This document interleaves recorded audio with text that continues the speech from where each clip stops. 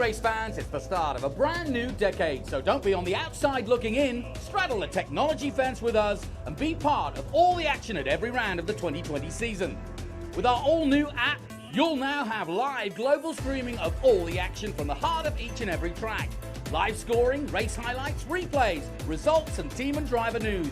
Everything you could ever want to be informed of the world of Trans Am and SVRA. Download now on Apple and Android, the only place to get your muscle car media. Getting the most out of your Classic can mean many things. That's why Heacock Classic Insurance is excited to sponsor the Trans Am Race Series. In addition to events, we have proudly provided insurance for race cars, classic cars, and exotic cars since 1989. Heacock Classic is known for its famous agreed-upon value, where brokers and clients find common ground on coverage. So make sure to get your quote today. Follow us at #HeacockDriven.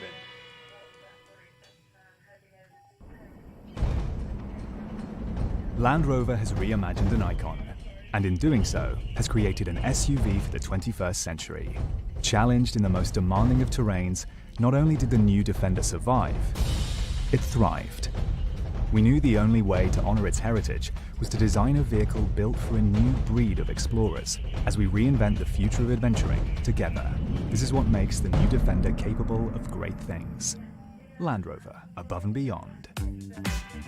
Maui Jim sunglasses were born on the beaches of Hawaii, designed to respond to the bright sun and harsh glare of the islands, all while enhancing the view.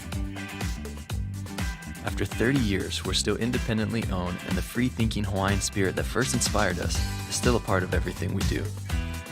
Our Polarized Plus 2 lenses not only protect eyes from harmful rays, they also make colors more vivid and contrast crisper. Try on a pair and see for yourself. The view's better from here. A Marathon Coach owner is someone who expects exploration and relaxation to blend flawlessly. For the most reliable, luxurious motor coach on the market today, look no further than Marathon Coach. Indulge that wanderlust, leave any cares behind, and lead a life filled with adventure. Join the Marathon family and take your 5-star hotel with you. Yes, ladies and gentlemen, we do drive it.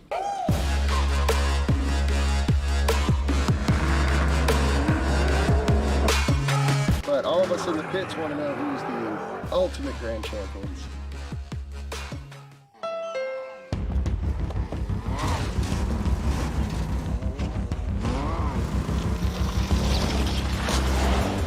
There's a challenging spirit within Honda.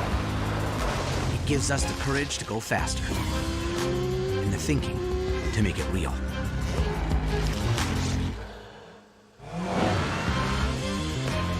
Whether it looks like a truck, a sedan, or an SUV, inside is the heart of a race car.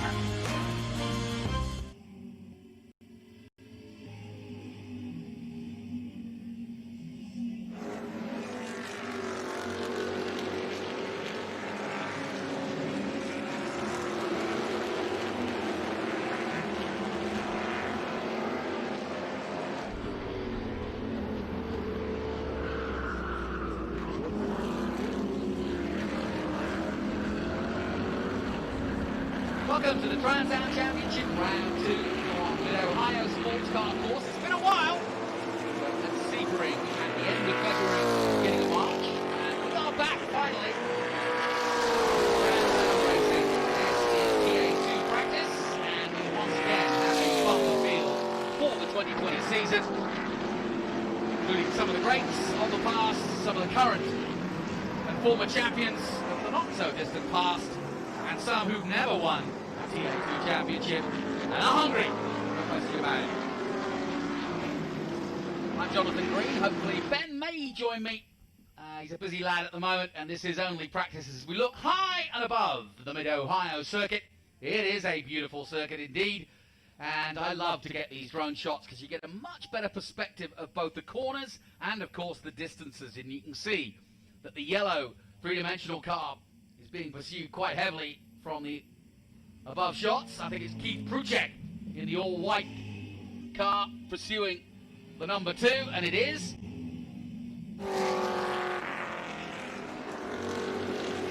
And we are underway for practice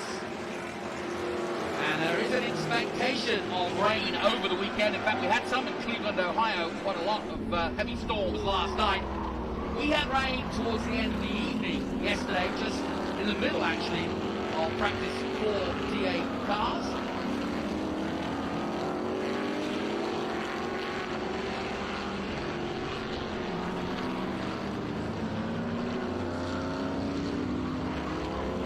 And there's the three-dimensional services car on the number 87. And, of course, Doug Peterson.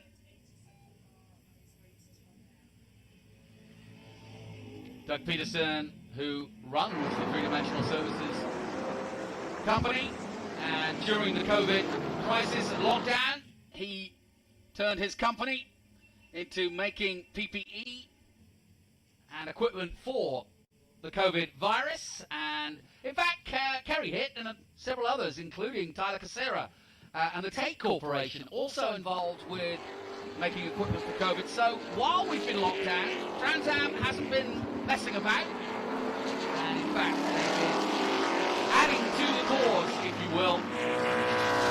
I mentioned Ben Sissel, and he's just arrived, hot-footing from the pits. He is getting his steps in today, folks. Ben, of course, joined me on the Trans Am Championship, which we just finished a week ago. And congratulations to Josh Hurley, who, funny enough, is here looking after Ken Recaro. So, our current Trans Am champion, also probably wandering around the pits, having a quick look at whether he could potentially get a drive. Ben, what's going on over in the pits over there? I'm just wondering. I've still got this chain and the lock on me. I haven't been able to get out of the commentary booth. You, on the other hand, you get out there. What's been going on? Oh man, everybody's so excited to be here. We have 400 cars at Mid-Ohio Sports Car Course in Lexington, Ohio. It's our record. And in all classes, if you like motorsports at all, we definitely have something here for you. Look at this beautiful drone shot of madness. One of my favorite parts. Mid-Ohio is super difficult, especially in a TA2 car. Everybody describes these cars as just glorified go-karts. And when you look at them, they really are. In Mid-Ohio, I don't know if you've covered this, but it is slick. It's more slick than I've ever seen it. It's always known as being a slick track, but it is really slick this weekend, Jonathan. I was talking to Tony Harvey last night, and he said some of the new repatched surfaces here, and you see them from above. He said it's like an ice skating rink. So, yeah, I get it. But you're right. I'm not surprised to see so many people out here. Everyone's been desperate to go racing. And it's also good to see the crowds here, too, because we weren't 100% sure whether we would have a crowd or not. But our Ohio governor gave the all clear just a couple of days ago, so they haven't had a lot of time to market this event. But great to see the fervent Mid-Ohio fans have come out from Cleveland, Columbus, you name it, Dayton, to come and see some good muscle car racing. Oh yeah, and TA2 is a great class. In Mid-Ohio, always have a good shows. We follow Scott Lagacy down the long back straight into the hard right turn. Scott Lagacy Jr., I think the last I saw was in second place. He's always really good on tracks like this. Anything that's technical, he's a really good technical driver. He's done a lot of dirt racing and ovals, so he's fine with sliding the car around. Then followed by in the Liquid Moly car with Stevens Miller's Mike Scheme, who won at Sebring. He put on a great display, and actually I had the honor of having dinner last night with Thomas Merrill with Mike Cope and Big Deal Racing, and I got to ask Thomas Merrill what happened, because he was leading the whole race, as you remember, at Sebring.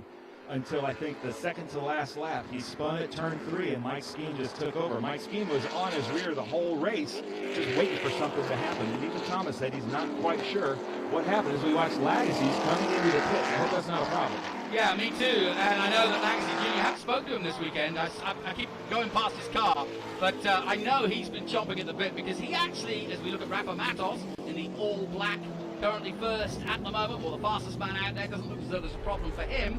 But yeah, Scott Lagacy Jr. did enter the Trans Am Championship. It wasn't really to his liking, mainly because he had a hodgepodge of equipment, and I don't think he was ever comfortable. So I'm sure he's delighted to get into the comfort of a real car and go racing again, because he is one of our finest proponents of TA2. As we look above the famous Mid-Ohio circuit, we're just down in this building to the left and the bottom of your screen here. That's where our commentary position is, right across from the start finish. And as you can see, we've got a bird's eye view here looking down at the track. Jonathan, I have to say, I'm so glad to be in a room with you. I'm so glad that we're back to racing. It was really fun doing the e-racing, but I was in Nashville. You were in Austin. We never got to do it in the same room. So here I am. You're one of my favorite announcers, and we're in the same room watching Trans Am. We're back to racing in 2020. Social distancing, man. Yeah, we are 6 feet apart, but, we should probably just do that, because I'm running around like crazy. You probably won't like sitting next to me after To be honest, a couple anybody who's hours. ever commentated with me has always kind of done social distancing anyway, because they say I'm the lad. That's why I got the Trans Am job. Yeah, you do jump around a lot, too. It's a little physical over there. Oh, yeah. You got to get into it. Mike Skeen crosses the line, and he's currently, he's just gone top with that last lap, a 126.7 this practice for our TA2, and of course we are expecting rain. I don't know, Ben, you've been up in the helicopter doing the weather forecast. What do you got? We're expecting this afternoon yet? Yeah, we are expecting rain. I think it's coming in about an hour. I think Roger's looking at the satellite right now. But we just were showing Thomas Merrill, who's currently in second place. And Thomas Merrill is good on any surface. He had a lot of great insight last night. Mike Skeen, Cameron Lawrence, I've seen him win a couple of races in TA2 in the rain. And Cameron Lawrence always has a good showing here. And then we've got a newcomer, Scott Borchetta, in the Big Machine Vodka. Delighted for him. TA2 car, races in SVRA quite a bit. He's always fast in SVRA. And look for him in the Big Machine Vodka Camaro with a Meissen chassis. And it was really fun. We spent a lot of time with him and his teammate Edward in the e-racing series, and you got to interview him. Yeah, I did. Scott Borchetta, a really interesting guy, known in the music business, of course, as being the man that discovered Taylor Swift, and of course has got a stable of many other great superstars in his music business, which is Big Machine. But I was mentioning COVID, he too has been in the game. He has been making hand sanitizer. Now he makes vodka, Big Machine vodka, but if you don't distill it, boom, you've got your hand sanitizer. He's been marketing it. In fact, I'm using it as we speak.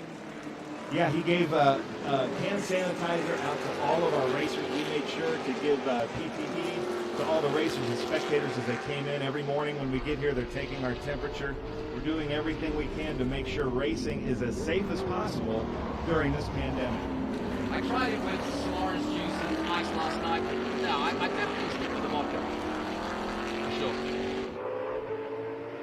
So then, we're in the middle of practice here for our TA2. Thomas Merrill goes to the top with a 126.476. Mike Skeen, our championship leader, second at the moment. Former champion Rafa Matos of Brazil is in third position. John Paul Southern, now this is a good story, 18 years of age, he just graduated from high school. In fact, I spoke to him an hour after he graduated, and I've never seen such a sad face, because basically he'd done his last paper, there was no, marching out ceremony, there was no congratulations, well done. It was, well, that's it. I've graduated high school. And I said, well, you're going racing in a couple of weeks. He said, yeah, I've got that to look forward to. Now, having said that, he may be a racing driver, but he's going to be going to Purdue to study mechanical engineering and marketing. That is a smart cookie. Yes, it is. And I spoke to him. He is a really good driver. I was really impressed with him in the E-Series. He joined us with Stevens Miller at Daytona last year, had a great showing. And speaking of the class of 2020, talking to Scott Lagacy Jr., he's waiting on graphics, but he's going to be driving the car around in the race, honoring the class of 2020, because he just feels so sorry for him, and he has a lot of friends in the class of 2020, so he's going to be, his graphics are going to honor the class of 2020 this weekend in Mid-Ohio. So here is JP Sutton talking in 2020. And, yeah, JP's got a great story. I've been following his career. He was a 5-time national kart champion, and I know him from his days in Formula 4 and Formula 3, who are also here this weekend, so he's got a lot of friends watching, I'm sure. But he's taken the jump and come to Trans Am, and I think that's just a really good story that an 18-year-old wants to go Trans Am racing. The price point was right for his career. He's so young. Our current TA champion is only 22. And so while people think of Trans Am perhaps as being you know, a motorsport form for maybe a mid-30s professional stroke 40s. We've got 18-year-olds. And also, if we go to the likes of Mid-Ohio or Road America, we might get the odd Xfinity driver when we pair up with them. I mean, Christopher Bell was just right here just a year ago, and now look at him. He's firing on all cylinders in the Cup Championship. Yeah, and I want to give a congratulations to Justin Haley, longtime TA2 competitor with Mike Cope. I think he raced in the series 3 or 4 years, had a good showing here at Mid-Ohio, and just won the Talladega race. That is really impressive. Yes, you're right. He's raced in Trans Am as well. Quite a few have been here, and I remember last year there were several competitors taking on. They basically use Trans Am as a little extra practice, especially when Xfinity is on the bill. And I want to give a shout out, look, in the TA2 series, I'll explain it a little bit. It's like the good old days of Trans Am. We have some big teams here. They don't have factory support, but I would consider them big teams like Stevens Miller Racing, like Mike Cope Race Cars, like Doug Peterson and Three Dimensional Services with Cameron Lawrence. Each one of those teams is going for a championship. But also we have privateers like Edward Savagian, Kurt Vogt. We've got people, Jet Noland is with Mike Cope Race Cars. He had a really good showing at Sebring. But it's really neat to see how equal all of these cars are. And the top 10 in TA2 is very, very talented. Always a great race. There's always a great race throughout the field. But adding on to that the potential of a slick track and lots of cars, we should have a great TA2 race in Mid-Ohio. Yeah, and don't forget, if you're new to Trans Am, you've got a handful. It's the only way I can describe it. Because these cars, 500 brake horsepower, more car than you need, more muscle than you need to get around this Mid-Ohio circuit. And also none of the gizmos that you can get in a GT3 car. So no power steering, no ABS. It's all pure racing. Standard on your H, wits. it's a standard H 4-speed. It's so much fun to watch their in-car because they are really fighting that shit. Yeah. So we call it pure racing, and I think that's why the likes of Rafa Matos, who, of course, in his day, he was a former Indy Lights rookie, but then chose to come to Trans Am Racing, and I think there's quite a few. And also, when you think about someone like Richard Boykenberg, who's also out there, he's been with us for a few years. But, you know, they'll bring driver coaches. Jack Harvey was here last year with Misha Boykenberg. Just he had a weekend off, and Misha said, "Hey man, come and help me out." So getting a little professional help from an actual IndyCar driver, not a bad thing to do. And I said to Jack, "Are you gonna throw your leg around one of these and jump in?" He said, "I'd love to." I had a similar conversation with Connor Daly, who came to our E-Trans Am Championship, and he too said, "You know what? If I got a chance, I'd jump in one of these." Yeah, we saw Edward Savagian with Big Machine Vodka coming into the pits. That is a brand new car that he just picked up and was sorting out as they were unloading the truck. The car was still in pieces, so looks like he's having some rough luck with that. As we look at Tom Sheehan in that beautiful LTK car. Tom Sheehan, a long-time Trans Am driver, always contributing to the TA2 series. Really fun to watch. Now, has he got a brake disc issue there? I mean, he's got a problem. Oh no, they're just putting the jack there, but there's something going on. Yeah, it looks like the caliper, something with the caliper, and looks like he's got his brake bleeder bottle. I hope he's okay. But you know, you never know what you're going to get. We went from Sebring, everybody was getting ready for Road Atlanta, and then the country shut down due to COVID. So these cars were probably sat on lifts for months. They come to Mid-Ohio, which is a really tough, difficult course that's hard on cars. You never know what you're going to find. So with 8 laps in the books, Thomas Merrill still leading the way with a 1:26.476 in the Ford Mustang. Deal Merrill Racing, HBT Tuners, MCR Ford Mustang. Thomas in the 81 as we take a look at the 71. Yeah, Mike Skeen, he's actually 77. Sorry. Really great car. Stevens Miller, they had a championship last year in their Dodges. This year they've switched to Camaros, and I was talking about kind of this rivalry with some of these big teams like Cope and Doug Peterson, Three Dimensional Services, and Stevens Miller. Stevens Miller went out there and got a great crew. Jim Frazier is running the crew for Mike Skeen, and that guy knows how to set up a TA2 car. Mike Skeen can drive anything, so look for that liquid Molly to be out front here in Mid-Ohio. But, you know, right there with them is going to be Thomas Merrill and Cameron Lawrence and a field of TA2 cars trying to take it with them. Yeah, this is going to be an interesting weekend. We've got the factor that they just come back and feeling a little rusty. I talked to Tony Almeida yesterday about the rustiness, and he said, no, not too much. And I think, like I said, most of them are really just pent up to go racing again. So you've got that factor where they might be a little overzealous at first, but then, you know, the old muscle memory comes back, and then you're straight back into it. And we've got the weather factor too, plus this amazing circuit. So it's going to be an interesting weekend. And hard to predict, but certainly we've got all the angles covered as we live stream. If you haven't downloaded the app yet, do so. We've got the app for both SVRA and Trans Am.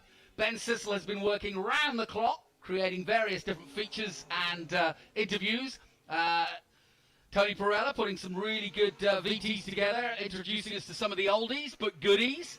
I saw one with Al Unser Sr., that you did recently, and of course Little Al is here today. Yeah, Little Al's going to join us in the booth here for any time. Al, if you're out there, you hear us, come on in. We'd love to hear your insight. I know you've won a few races in Mid-Ohio and have lots of time, but they're just showing me the radar, and it looks like the TA2 practice is going to be okay. It's a little bit misty, but this is what I would call Mid-Ohio dry. It always rains here, but during the Trans Am race later this afternoon, I think the XGT GT car, the class, the SGT GT and XGT, may have an advantage on these 850 horsepower TA cars. Easy for you to say. Now, the reason being that they do have the gizmos. Those are basically production cars, which is kind of the heart of Trans Am anyway. That's where it all began, which is modified production cars back in the 70s. That's what you brought to the racetrack, and effectively they were showroom cars that you then modified suspension-wise, took out all the seats and took out all the weight, and that's what you get in XGT. Whereas these are the ones we're looking at now in TA2, a tube frame, and you can see the engines. They are just mighty, absolutely mighty. I'll tell you what, that's the other thing about coming to one of these events. If you come to a Trans Am event, you can get this close to the racing in the pits at least, not perhaps, in the paddock at least, not necessarily in the pits, but we're very inclusive here, and to get a chance to see these muscle cars and how they put them together is really, really impressive. Yeah, you know, the Speed Tour events.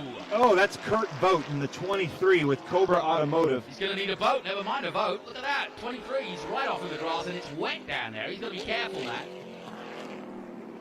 I can't tell if there's a fire, if he just is high-centered, but he's off at Madness there. I actually think that is wet grass. Oh, no, that's in the carousel. Right in front of us. Oh, no, that's on flames! He's fire on in the fire. house! Yeah. And Volt just goes up in flames, and that is very scary. I hope he can get out of there okay and quickly, because he does not want to mess about with that. And right now, he's breathing in big fumes. They're there very quickly. The Mid-Ohio folk are really good. Thankfully, he's out of the cockpit. He can't open the door at the moment, but they've got him to him in literally a matter of seconds. Now they've got the door off, and Kurt Vogt is out, I'm glad to say. I can hear a pat of applause from the crowd there, but as you can see, that was a big, big moment. And he's now got himself untied and out, and he is okay, but that was a scary, scary moment for the 23. Car was still on fire until just now. They're getting it extinguished. Kurt Vogt races with us in SVRA. He's done really well in TA2, always fighting to get into the top 10. He had some bad luck with us at Daytona. He did really well at Sebring with us, and now here he is in a spin and practice at the carousel at Mid-Ohio. Kurt usually has a good showing here at Mid-Ohio. I wonder what that fire was. Well, he was, ironically, 13th at the time, so bad luck for Kurt, and now he's put, there's quite a lot of liquid, I think mainly from the, well, it could be the radiator, I don't know. It could be a little bit of the fire extinguisher as well, but either way, the track has now got some slippery surfaces in the middle of the carousel, the last place you want it, but of course they've got to try and save the best they can, the car and its engine at this point. But obviously Kurt's okay, he's busy helping out, and well, drama indeed, as it looks as though Tom Sheehan's got his car back together and back down on the track. They've had a look at the brakes, maybe bleeded the brakes because there was some sort of problem, but drama indeed in just this practice session here for TA2. I've got some news for you, Jonathan. In the Trans Am race coming up later, the person that just got second in practice is going to come up and commentate with us and give us some insight on Mid-Ohio, which is Thomas Merrill. Oh, awesome. With Mike Cope Racing. He's going to come up here and lend his voice to the commentary, and we can get some insight from him. He's raced many times here at Mid-Ohio, and I'm so glad to see Kurt up and doing well. He's been a longtime friend of mine, There you huge go. contributor. He's actually the president of the Shelby Club of America. Wow. And he's out here racing a Mustang. Yes. Singed his mustache, perhaps, but I think he's okay. He just looks a little. He actually looks more frustrated that the car's in a mess than him. He's a true believer, and like you say, he's been around a while, but not the way he wanted that Mustang to go today. And there you see the debris or the dirt down there. But I tell you what, I've seen this Cobra Automotive team, and Kurt runs the team, and I've seen them change engines in Shelby Mustangs and GT350s. They'll work all night to make sure the car is ready for the track, and this is the boss, so I'm sure everybody is going to be an all hands on deck to get the boss back on track. I don't think this is the end of the weekend for Kurt Vogt. No, and you know what? That's one of I've done a lot of different motorsport, as you know, Ben. And what I love about this championship, particularly Trans Am's TA2 and TA class, is exactly what you just said. Is when one driver has a problem, the others pull round and go, "Hey, man, what do you need?" I saw Ernie Francis Jr., our champion, do it multiple times last year. "Hey, buddy, what's gone wrong? I think I might have a part for you. Can I help? Can we, and it goes both ways, and I'd love to see it. Yeah, because Ernie wrecked at Road America a few years ago, and Kerry Hitt said, "Take my B car." That's right. How crazy is that? I know. I remember that day. And he took it, I think, from like 13th on the grid all the way through to a top 3 finish. Yeah, Ernie Francis Jr., like I said in the E-Racing, you never bet against Ernie Francis Jr. He's always impressive. He's starting 5th. I've never seen him more upset after a qualifying than yesterday. He had some trouble putting his rain tires on. He said they put the wrong spacers on, took it off the jack, and he couldn't move. And he only got one lap in what I would consider extremely wet conditions, and it's qualifying 5th. So he's undefeated here at Mid-Ohio, so it's going to be neat to see. But I want to point out that we are showing the practices in Trans Am. We aired the Sebring races, and we heard through our Facebook and social media, we had a lot of people, hey, we want to see some of the qualifiers, some of the practices. Yeah. And here we are now broadcasting Saturday and Sunday with Trans Am. Yeah, it's great, and we'll hopefully have some onboards later in the weekend to get on board with these guys. I've been watching them set it all up yesterday, and it's quite a trick setup to try to get these onboards on the streaming. This is real state-of-the-art stuff as well, and it's delightful.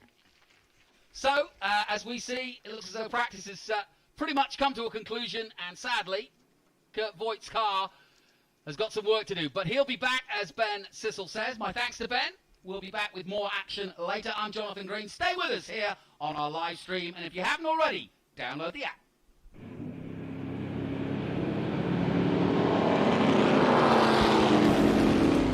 Hey race fans, it's the start of a brand new decade, so don't be on the outside looking in. Straddle the technology fence with us and be part of all the action at every round of the 2020 season.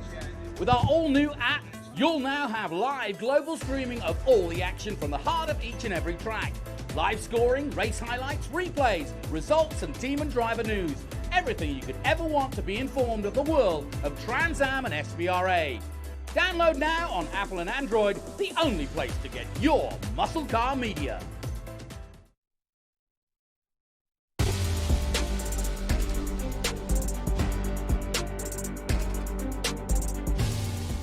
On behalf of SVRA, we'd like to congratulate Range Rover on its 50th anniversary, and we thank Jaguar Land Rover for their continued support over the years.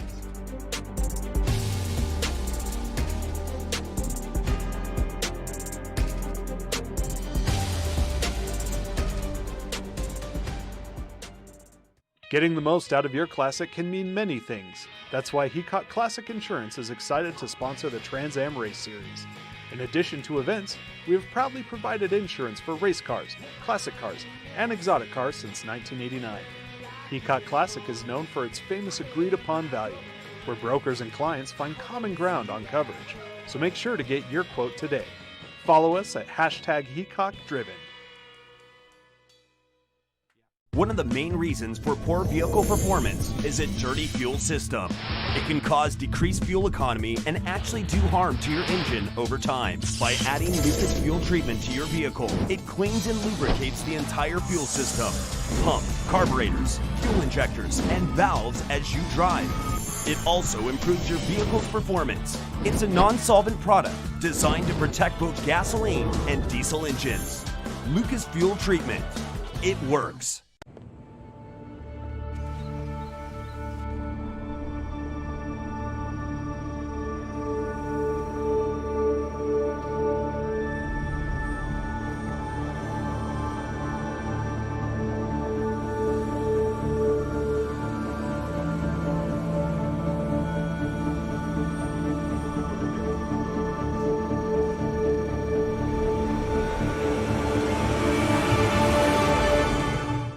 Yes, ladies and gentlemen, we do drive it.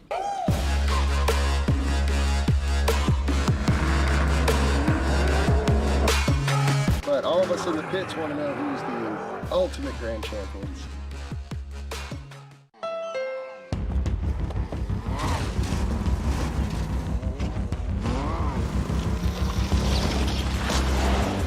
There's a challenging spirit within Honda. It gives us the courage to go faster, and the thinking to make it real.